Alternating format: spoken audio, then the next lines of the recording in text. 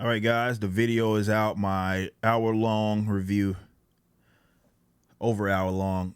It's not just a review; it's a breakdown of the history of the birds of prey. And I've gotten, probably by now, the time you're seeing this video, there will be a series of other follow-up videos talking about the cultural sort of reaction to the birds of prey. But this is the video that I wanted to record shortly after finishing up that review, and it really brings everything home. Now, I know other fandoms may be speaking from a similar perspective that I'm about to mention. I can't speak for them, and I'm not going to pretend. I'm just going to look at it from a comic book perspective and these live action depictions of comic book characters. Now, we've seen this in the comics as well, and I've talked about it, done videos about it.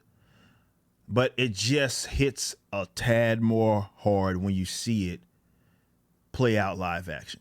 And what I call this is creative arrogance.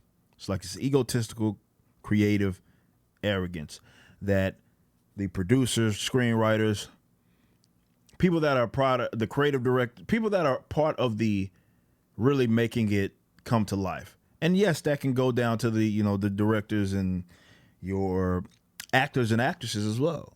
But the guys that I feel like have the most creative arrogance are the people that call the shots as for what's going to be the outline of the plot, what's going to be the outline of the characters. Why am I saying that? I say this because when I see, let's say, Birds of Prey, using this as the most relevant example, the changes are meatless. The changes that they make that deviates from the characters are needless. They're not enhancing the plot. In fact, you can make the argument that they take shots at the plot. But they don't do anything other than serve as the people that are creating this. They feel as if they have to put their own imprint on it. I think that they don't have it in them anymore to just look at something that they didn't personally create, as in like they didn't find it or they found these characters. These are not characters that they created. These are characters usually, not all the time, but usually with mountains of source material behind them. So we already have an idea of who the character is. That's why you're using the character in the first place. But they have this creative arrogance because they feel as if, or more so why I'm calling it that, is because they feel as if they, from what I view, have to put their own imprint on the material. And I think this is why you're getting funky depictions of characters that you've long known about. And from the comic book fan perspective, it's frustrating because you've been telling your friends, family, your community about these characters. That community's been looking to you for the outline of who this character is, breakdown of who the character is. I know I have that in my own experience.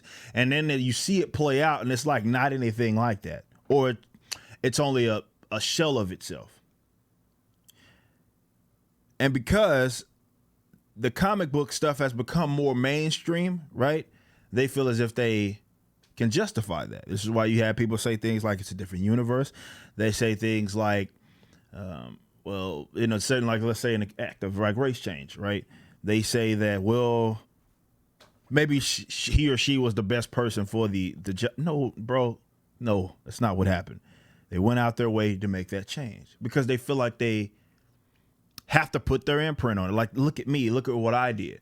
And the arrogance, you can make an argument, crosses over into a little bit of stupidity because some of these guys feel as if you should still support it, even if it deviates that far away from it, because of the imprint that it leaves from maybe like a social perspective. They had some social view that they wanted to have represented in this movie.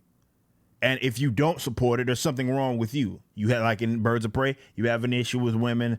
This person didn't wear, Harley Quinn didn't wear this, and this is why they come up with these weird sort of justifications. Everything that deviates from the idea that maybe there's a content problem here. Creative arrogance. When you can't look at yourself, you can't look at the mirror, you can't look at your marketing team, you can't look at the content that you put out and say, we jacked up. And this is where we jacked up. Maybe it's because they have a bunch of yes men and women that work for them. Because then again, you have to think of it in that perspective because they were allowed to put this out. And me, a guy that I don't create movies, but I understand culture, and I could have told you that was not going to work. That was not going to be effective in terms of how you create things. You don't have, in y'all's case, the extravagant universe of the Marvel, like the Marvel Cinematic Universe has, where you can drop a dud in there and kind of hype beast it, right? And make it seem like it's more important than what it is. You Captain Marvel. You can't afford to do that. But they still went out of their way to jack it up in ways such as not only just the race change of Black Canary, but arguably the two biggest crimes of it is that you called a movie Birds of Prey only for the end of them. So it's a bait and switch in that regards as well, because only for the end to be centered around friggin' Montoya Hutcherson Black Canary. And they call themselves a Birds of Prey, and Oracle, Barbara Gordon, or Batgirl, isn't even in the picture. That's silly, man. Why was that change put in? And the other most criminal thing, and people will probably say it's the most criminal part of it, Cassandra Cain is not even a Cassandra Cain. She's just Cassandra Cain in name. There's no sign that she could fight. And in the comic books, if you understand this character was literally born and bred to be cold-blooded killer, fighter, period. And you nerfed her to the point to where she doesn't even fight. She can't fight. There's no sign that she could fight. She's hiding away and depending on Huntress to defend her. Huntress gives her whatever toy car or whatever that is that she gives her. Like, hold on to this. I'm going to protect you. Like, even at 13 or whatever the age was, that character is still a killer. You don't need your help. You're talking about the daughter of not only just Lady Shiva, but a character that the only character in that deal that can fight anything close to her is Black Canary. Now, again, in the comic book, not in the comic book, but in the movie, you don't really get the sense of why she's really so good of a fighter. That's not even mentioned, to my knowledge, from what I remember. But she can at least rival her. But you can make the easy argument that the best fighter in name in that group is Cassandra Cain, even as a kid. They nerfed her to the point to where she's a literal orphan, right? She's a literal orphan, which is her hero name now in the comics, but she's not orphan. It's not set up like that. Needless change. So why do they put that in there? I've said time and time again, that's why I'm not trying to hear you, it's a different universe. If they, just as an example, not saying that I expect it to be 100% like the comic books, I'm just saying, if it was, say if they took the arc in which, I don't know, maybe they utilized that arc in Birds of Prey with Brainiac, when I believe he attacked Barbara Gordon through the computer and she started having that sort of techno virus, right? And then she could move her like toes at the end of it. Maybe if they depicted that, right, in a movie, if they did it I'm talking a verbatim to the comic book, it would, who cares? The vast majority of the people that are gonna watch this don't even read comics. They may know of the characters, but they don't read comics. So it's gonna be brand new to them anyway. So this is why I just don't understand. We talk about this in the Marvel Cinematic Universe on this channel all the time. When you have these odd deviations, like you nerf Monica Rambeau, have her looking up to a character that she's never looked up to. Your sex change or gender change, Marvel, just for what, right? It doesn't stimulate anything. It doesn't speak towards anything. It doesn't enhance the plot. These changes are totally unnecessary. But it's like there's someone at Marvel or somebody at DC in this day and age who gives them names and says, hey, these are characters, you can use them. And they just use them. What other way do I define that or describe that other than creative arrogance? Because you think it's about you, not the character. And that's what separates good writers from terrible writers. Good writing can take something that has already existed and make it come to life even more, or make it a new, fresh story based on and utilize those same characters. Literally, comics does this all the time. A lot of the most classic arcs in comic books didn't come from, the characters. They didn't create them. The person that's writing that arc didn't create the character. So why can they do it? And why have they been able to do it over the course of history? Yet we get these Hollywood guys who think it's about them. So they, I want to modernize this. We're going to make this happen and this happen and this happen. I'm like, who are you benefiting from that? And then you got to look at the Marvel Cinematic Universe. I always look at this. Why is the Marvel Cinematic Universe the way that it is? It's not because they played on some social ill. They spent 10 years building this, and largely they did make changes, but largely it was heavily influenced by the source material. For the most part, all the main characters' origins are the exact. They even took a nod to Pym, right? Even though he's like well old, but he is the OG Avenger, and they made it seem as if he was one of those, like he was one of like the OG creators. Like, you can do little things like that. And like all the main arcs that they pulled from were all influenced by the comics. They were comic book arcs, such as even in, again, we know with Ultron, who created it isn't necessarily the same, but that's largely based off of comics. The Infinity Gauntlet arc or what have you, that's what basically the Infinity War thing is, where he successfully snaps and depletes half the universe. That actually happened. So some of the main storylines, not all of them, but I'm saying a lot of the main ones, were at minimum influenced, came from the source material. A lot of the character origins are just right there. Same thing. Slight changes, I'm not saying all of them are like, yeah, this is exactly what happened. No, there's some slight changes to some of the origin stories, but for the most part, they're the same. And it built itself up for greatness.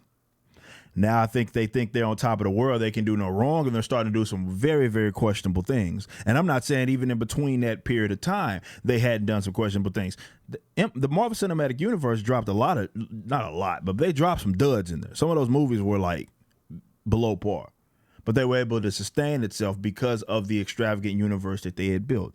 But what I'm saying in my argument is they didn't build that by trying to make this sort of social appeal. That was not what did it.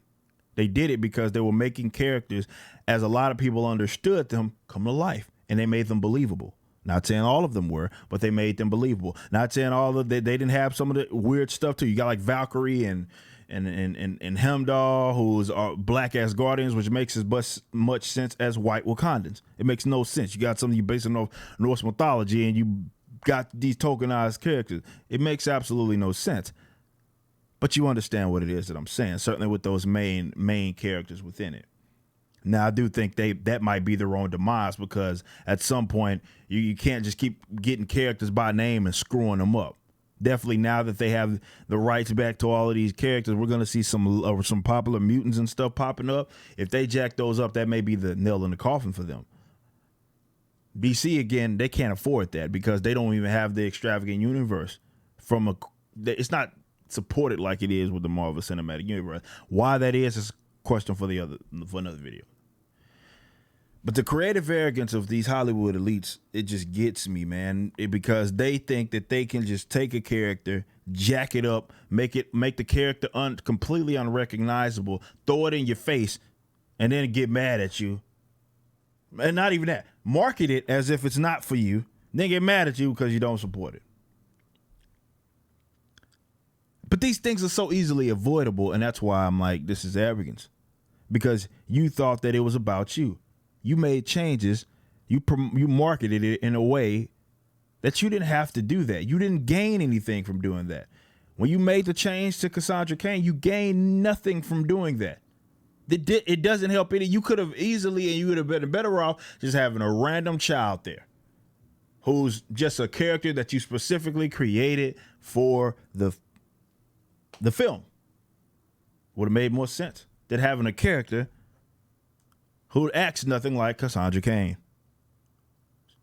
So chatty, and Cassandra Cain isn't chatty like this because she doesn't even talk. She talks a little bit, but not all the time. She can say bits and pieces, but not all the time. That's not what she does. It's not her thing. She's a completely opposite, man. So what was the point? This is how I feel it goes down. You have the team, and you got folks that think that it will be a crime, or they get nothing out of it creatively if they took an arc, let's say that happened in the book, and they went and said, all right, guys, we're going to make this come to life. We'll try to make some of the changes to make it make more sense, to make it cross over into live action a little more. But this is where we're going. We're going to depict this particular arc, or we're going to depict this character. We're going to tell a new story based on the character, but we're going to make sure that the main stuff that's core, essential to the character, that people understand is going to be recognizable, going to be essential to it. And it's like they look at that and they say, nah, I don't get anything out of that. Look at me screen. I don't get anything out of that. I don't get anything. I got to leave my imprint on that. So why don't we make Black Canary? We don't even try. We're not. This is not open casting. We want to go out our way to get a black or biracial character to play Black Canary. We got to check.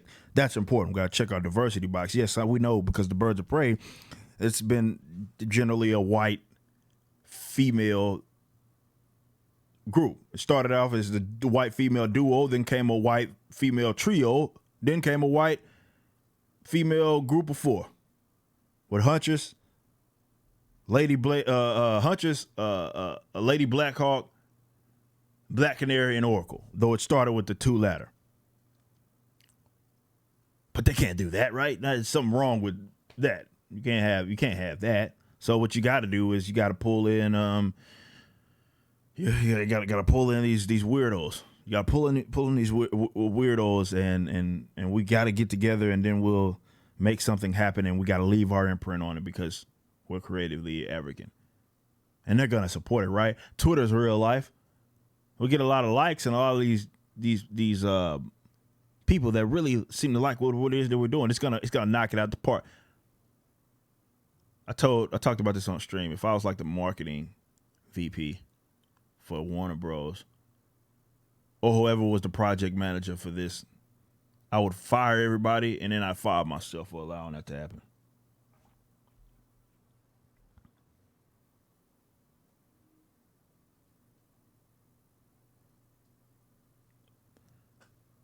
That's all I'm saying.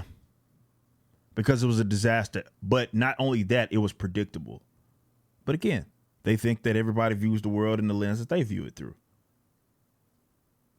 Or a significant part would. And it's just like, look, man, if you want to make a superhero movie and you want to just, start off fresh, do that. But you got to understand, this should be a no-brainer, but unfortunately it has to be explained because they keep making this mistake, certainly in recent years. You have to understand that when you call a movie Birds of Prey, as an example, you are signaling to the user that is what you're referring to. Birds of Prey are something, is a group that we can actually look at, and we can see that there's source material involved. You're telling us that you're using these characters. So if you don't use the characters, or the characters are depicted in a way that makes them unrecognizable, and you get grilled, that's not the fault of the audience. That's not the fault of the audience. That's not the fault of the audience because you thought it was so much about you that you thought the changes were worth making, because you just couldn't fix yourself to make it like a comic book or make it similar to the character. Not saying, again, it has to be 100%. It's creative arrogance. It's creative arrogance. I don't know what else to call it. It's creative arrogance. They think that they are above it all, and they're so cocky, right? They're so cocky to the point to where it's expected to work. It should work. It's supposed to work. It better work. And then it doesn't, and then it's my fault. Because of whatever social ill they want to, sexism, whatever they want to, buzz term they want to throw out, it's complete nonsense. when all you had to do, all Birds of Prey, you got a likable Harley Quinn, right? You're centering it around Harley Quinn. All you had to do was use Harley Quinn, call the movie something along that lines if you wanted to make a branch off of Harley Quinn. And even if you wanted to use some of the characters that, let's say, are tied to the Birds of Prey, you could have easily done that. All you had to do was just have them cross paths. They've done it in the comics, though it's not part of the group. Birds of Prey, it's a crime to have Birds of Prey and you ain't got no Oracle or no Barbara Gordon. You could have used this movie as a means to think about that. Remember, she's going around with, Joker and whatnot. That could have been something that they could have maybe played on, brought that up. Joker went at shot Batgirl. Batgirl, is in a wheelchair. She's Oracle and all of this stuff. And they could have used all the characters, especially with Black Canary, which you have to. And then they could have brought in all that could have been done, let's say, on the side note of the main plot, which should have been centered around Harley Quinn because it was.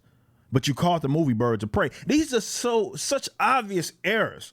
And the fact that they couldn't catch that is crazy to me. It's like they see the world in the lens that they don't understand, man. Like, they're culturally out of touch. That's what it is. And that's not anything exclusive to Warner Bros. Or DC. And they're just, no. A lot of people think Twitter's real life. And there's real life people on Twitter, but it can whoop your, if you own that thing, and Instagram too, stuff like that, it could whoop the reality of like the American culture. It could not necessarily warp. It could completely alter and influence your viewpoint of it, but that may not be representative of, let's say, a general population. Definitely the comic book population, of comic book culture.